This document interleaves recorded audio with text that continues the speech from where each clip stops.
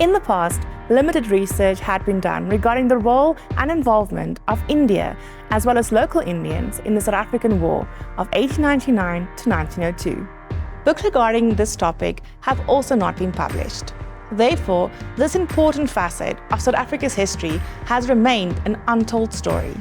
Towards the end of 2023, Toki Pretorius, director of the War Museum in Bloemfontein, South Africa, and Charlie Naidu, a board member of the museum until recently, began to explore possibilities to address the situation. A few years ago, I was nominated by a colleague of mine to serve on the Council of the War Museum. A nomination I accepted with some hesitation. My hesitation was not because I was not familiar with governance issues or the law. My hesitation was rather because I was not familiar with the war itself. From the onset, I was professionally adopted into the family of the War Museum. My initial belief that the war was fought only between the Boer republics and the British was soon dispelled.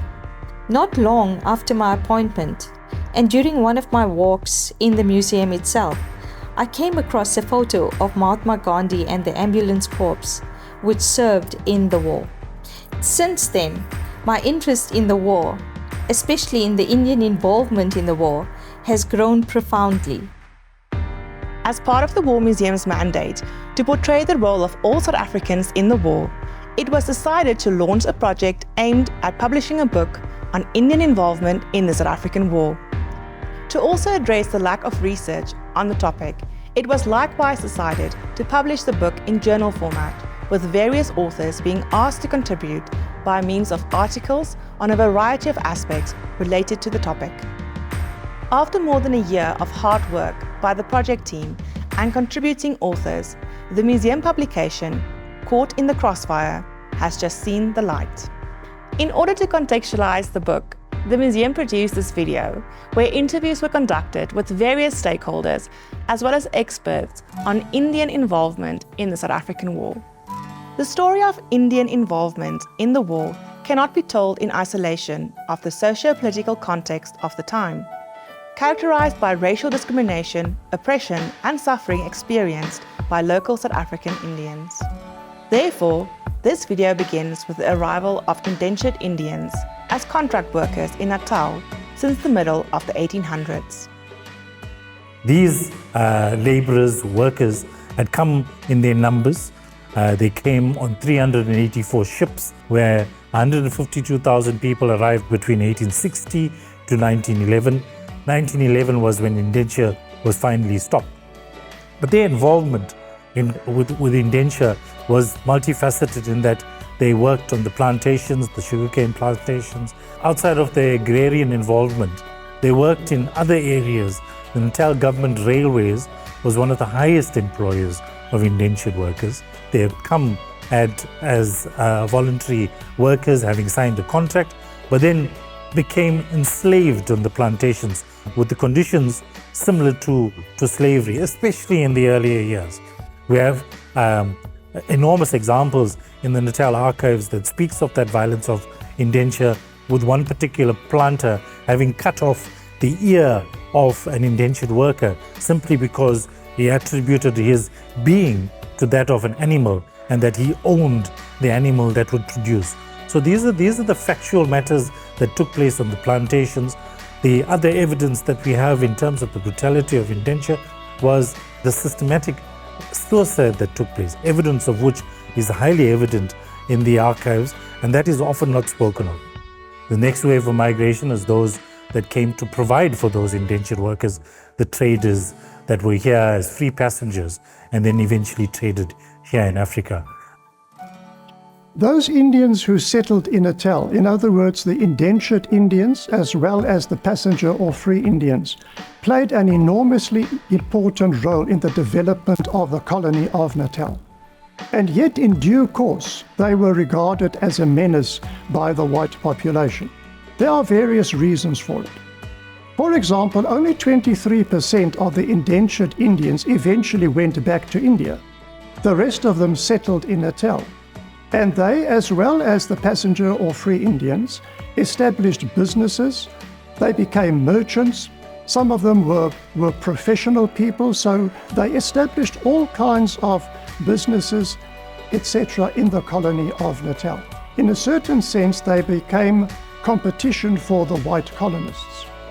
If the Indians were regarded as a menace in the colony of Natal, this also holds true of the Zuid-Afrikaanse Republiek, in other words, South African Republic as the Transvaal was known in the 19th century, as well as in the Oranje Vrystaat, Orange Free State. As a matter of fact, in the Orange Free State, Indians were barred from even settling or living in that Boer Republic. And when they wanted to travel through the Orange Free State, they had to get special permission.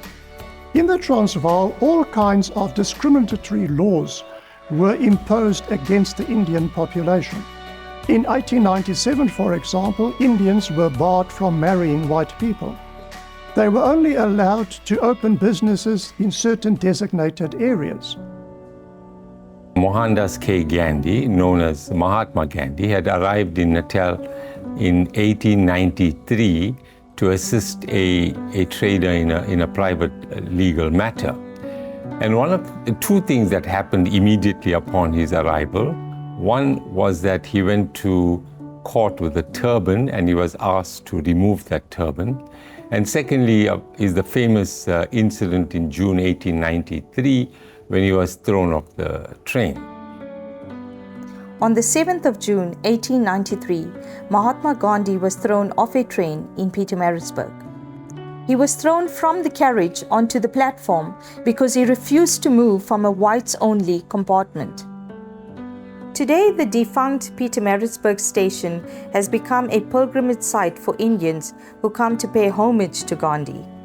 David Gengen, chairperson of the Pietermaritzburg Gandhian Foundation, which preserves the site, hosted our visit to the station. The incident influenced Gandhi's decision to fight racial discrimination in South Africa by implementing the concept of satyagraha, which is a form of passive resistance that he used to peacefully oppose discriminatory policies. A memorial has been erected by the Pietermaritzburg Gandhian Foundation on the spot where Gandhi was thrown onto the platform. When the South African War broke out on 11 October 1899 between the two Boer republics on the one side and the British Empire on the other, India was one of the first British colonies to respond to the call to arms and sent more than 5,600 British officers and men to South Africa. Along with these troops came more than 1,000 Indian volunteers from the Indian Army itself. But as there was a tacit agreement between the British and the Boers that they would only use white soldiers in combatant roles, these Indian auxiliaries only served in non-combatant roles. And these roles included working as stretcher bearers who carried the wounded soldiers from the battlefield to the hospital, as well as medical orderlies in the hospitals themselves. They also served in other roles, such as ammunition guards or personal servants to officers, or as transportation drivers. By the end of the war, more than 9,000 Indian auxiliaries had come to South Africa. Many of these men served on the battlefield, under fire from the Boers. How many of them were wounded or died? We just don't know. And after the war, many Indian auxiliaries stayed behind and established themselves here in South Africa. When the war broke out, Indians in Durban held a meeting on 17th of October 1899, and they passed a resolution stating that they were loyal British subjects and as such would like to contribute to the British war effort. So here we are talking about a young Indian, educated Indians, led by Gandhi.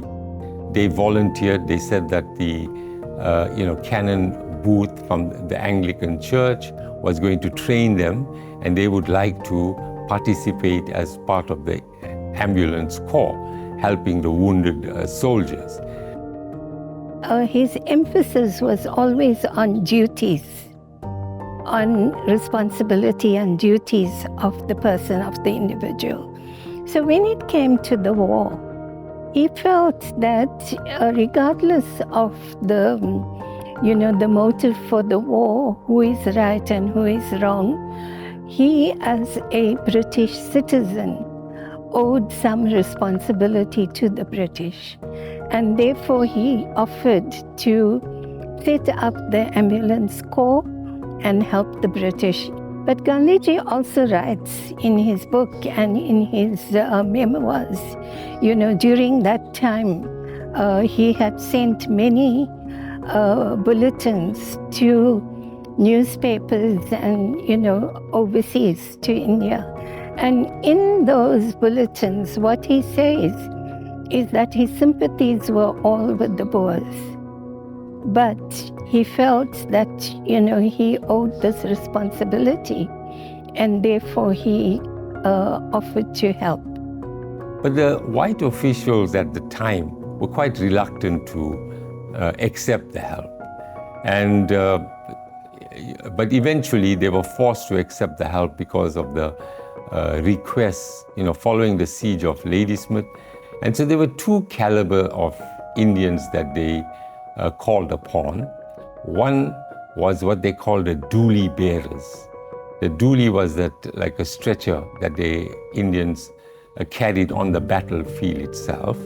And here they used, in two lots, they used the first time about 600 Indians, and on the second occasion almost 1,200 Indians. So these Indians were from the sugar plantations, the Natal government railways, and they were sent by their employers. The Gandhi and other young Indians had offered to serve in the war, but their offer was declined. But eventually when these dooli bearers were recruited, then it was found that the ideal people to lead them would be these young Indian leaders, because they would understand the language and it would be easier for them to communicate. Dooli bearers who came were not really given much food. When they got to the battle site, it's all well recorded. They were not even given sufficient food. They were just given some bread.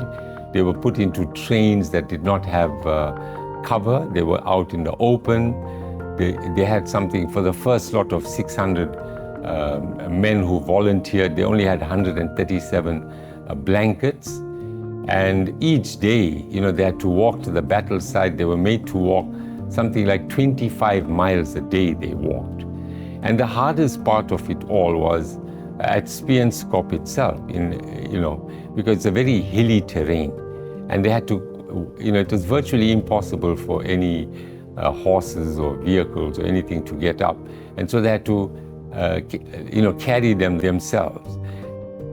Well, we're standing on the summit of Spienskop near the main British Memorial, where on the 24th of January 1900, the bloodiest battle of the war took place. And assisting the British were the 1,100 strong Indian Ambulance Volunteer Corps.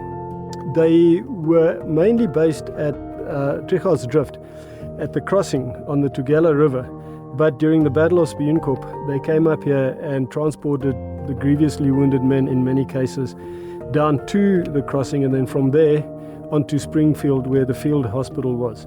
So they put themselves into teams of 12, and then 4 at a time within that, a team would pick up a wounded man on a stretcher, cover that person with some material to keep the flies off him, and then walk him to the field hospital. It's been an overwhelming experience to actually walk in the footsteps of Mahatma Gandhi himself and so many of the other ambulance corps bearers.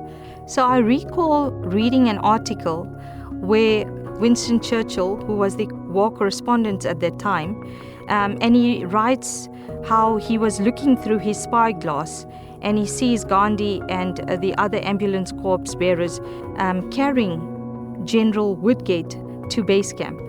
And to me, that confirms Mahatma Gandhi's presence here. My forefathers, probably, as I come from an indentured labor background, could have walked these very fields. There is a Naidu surname inscribed on the plinth as one of the ambulance corps bearers. So I'm a Naidu and I can relate.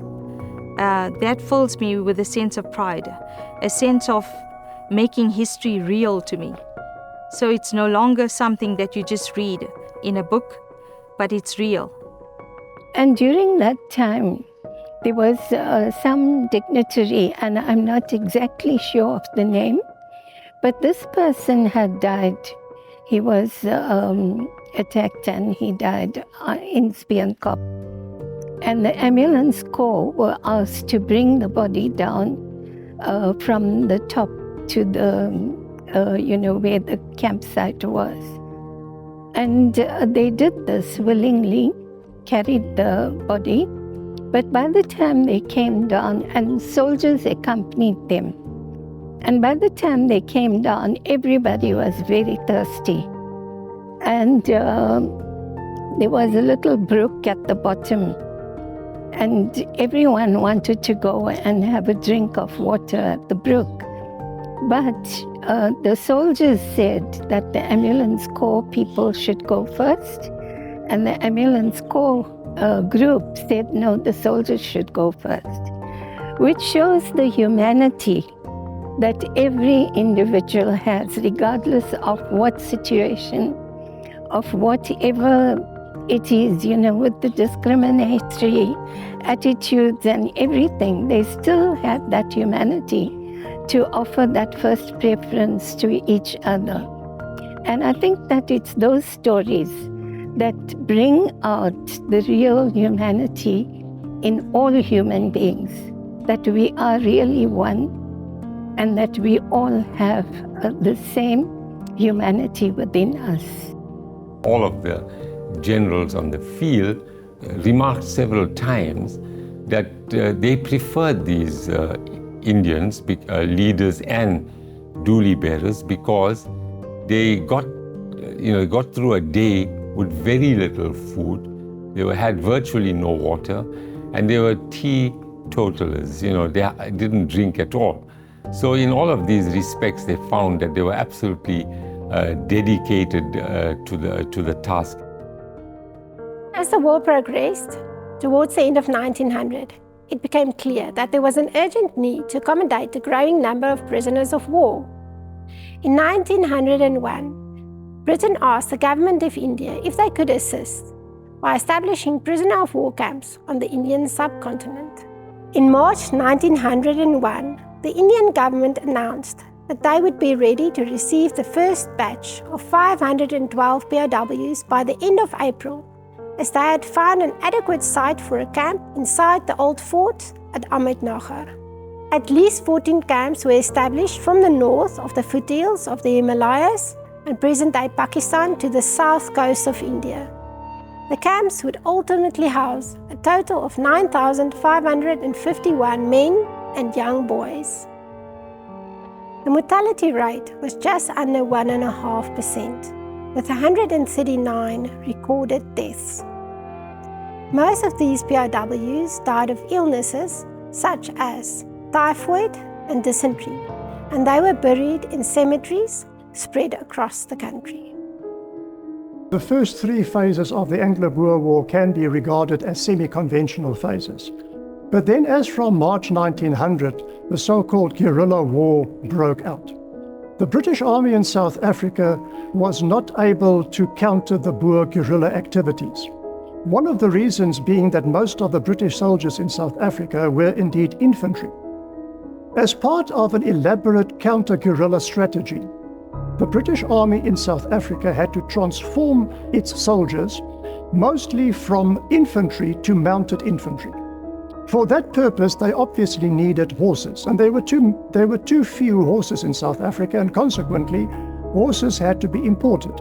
For example, from South America, but also from India.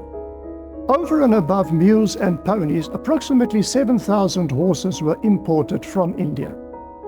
But these horses were accompanied by so-called native auxiliary Indian soldiers and non-commissioned officers. Most of them were employed in a non-combatant capacity. For example, to look after the horses, also as people who did washing for the troops, who cooked the meals for the troops, and other non-combatant activities. These auxiliary troops in South Africa also trained the British soldiers in the handling of horses so that they were able to fight on horseback. There is a possibility that a few of these auxiliaries actually also saw combat against the Boers. Many of these auxiliary troops also served in the so-called remount depots. Right across South Africa, remount depots were established where horses were kept and from where they were then dispersed to British military units as part of this elaborate counter-guerrilla strategy. One can therefore say that although there were not that many Indian soldiers in South Africa, they indeed played a small but nevertheless important role during the Anglo-Boer War as part of the British forces' elaborate counter-guerrilla strategy, and in that sense also contributed towards the controversial British military victory of May 1902. So when the war ended, they also wanted things like a discharge certificate. So all of the whites who had served were given discharge certificates, but this was denied to Indians. In fact, the Natal Mercury and the Natal Witness at the time, they were very clear. They said, no, we need to question the motives of Indians. That our objective here is not for them to be rewarded and for them to be settled in Natal. We want them to lead. So there is no way that you're going to reward them for serving the cause. When they asked for some kind of recognition for what was done, like for example, a monument to be built, there never has been one that was built. There was a lot of talk about it, but then never was. There's one in Johannesburg at the observatory, but that is for those Indians who came from India and lost their lives. And that too was sponsored by the local Indian community.